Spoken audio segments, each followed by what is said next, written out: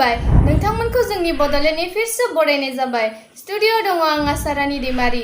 रादाबनि समाव दङ मोननैसो गोनां रादाब। आसामाव साननैसोनि गेजेरावनो उफ्रा बिसायख'थि जागोन। बिजेपि इउपिपिएल दोलोआ लोगो नांनानै रायजोनि सोरखारखौ सोलायदों। बिटिआरआव जिएसपिआ गन सुरक्षा आफादबो दं। बेखायनो बिथांमोननि गेजेराव तामुलपुर बियाबखौ लानानै सोरखारजों सावरायलायगासिनो दं। मैया जिएसपि हान्जानि गोबां दैदेनगिरिफोरखौ लानानै तामुलपुर बियाबनि जिएसपिनि गाहाय मावखुलियाव जानो गोनां उफ्रा बिसायख'थिखौ लानानै गोनां सावरायलायनाय हाबाफारिया जाना थाङो। बे सावरायनायनि उनाव एमपि नब'सरनिया बिथाङा खौरांगिरिफोरनि सिगाङाव जिएसपि दोलोखौ गोबां रायजोफ्रा नागिरनायनि थाखाय उफ्रा बिसायख'थियाव बाहागो लानाया रोखा जाबाय होनना बुंदों।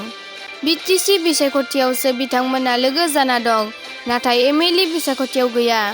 बेनि थाखायनो फैबाय थानाय एमएलए बिसायख'थियाव जिएसपि दोलोआ बिजाथि दैखांगोन होनना बिथाङा फोरमायथिना होयो।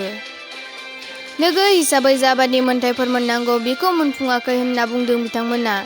एलें सोरखार खुंदोंब्लाबो जिएसपि दोलोआ माखासे बिथिङाव माखासे खाबुफोरखौ मोननो हायाखै होनना बुंदों। बेनिखायनो जिएसपि दोलोआ बिटिसि सोरखारजों एलायन्सआव थाब्लाबो फैबाय थानाय बिसायख'थियाव गाव हारसिङैनो बिजाथि होगोन होनना फोरमायदों। गुबुन फारसे जिएसपि दोलोनिफ्राय देरहालांनो हानाय एएम खनसियाम दास बिथाङा बेनि सोमोन्दै मोजाङै सावरायलायनाय जायाखै होनना बुंदों। इयुनाव बेनि बागै मोजां सावरायबावनाय जागोन होननानैसो खौरांगिरिफोरनि सिगाङाव बुंदों। बेफार फालांगि आरो दावबायारिफोरनि थाखाय मोनसे गोजोनथाव खौरां। थांनाय 13 जुलाइनिफ्राय भुटानाव भीम इउपिआइनि गेजेरजों रां लानायखौ जागायजेनबाय। बैखालि भार्चुएल लन्च रांखान्थि बिफाननि मन्थ्रि निर्मला सीतारामन। बिथाङा भुटाननि रांखान्थि बिफाननि मन्थ्रि लिनब नामगाय सेरिंजों लोगोसे बाहागो लादोंमोन। लोगोसे हादोरनि मन्थ्रि बिथाङा भुटाननि अर्गेनिक प्रडाक्टखौ बायनानै लाइभ रां बाहायो। हादोरफोरनि मादाव भुटानानो गिबि बेबादि खालामनाया।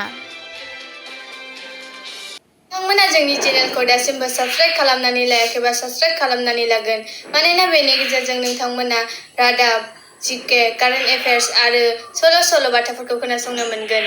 नोंथांमोननिसिम फिन गोजोननाय बावहरनानै दिनैनि रादाबखौ एसेयावनो दोनथ'बाय। थांनाय 2 दाननिफ्राय आसामाव गोबां मानसिफोरखौ जेबो नायबिजिरालासेनो गावथारनाय जाथायखौ नुगासिनो दं। बेखौ लानानै एएचआरसि आसाम हिउमेन राइट कमिटिआ ह'म डिपार्टमेन्टखौ हाइ लेभेलनि फोरमान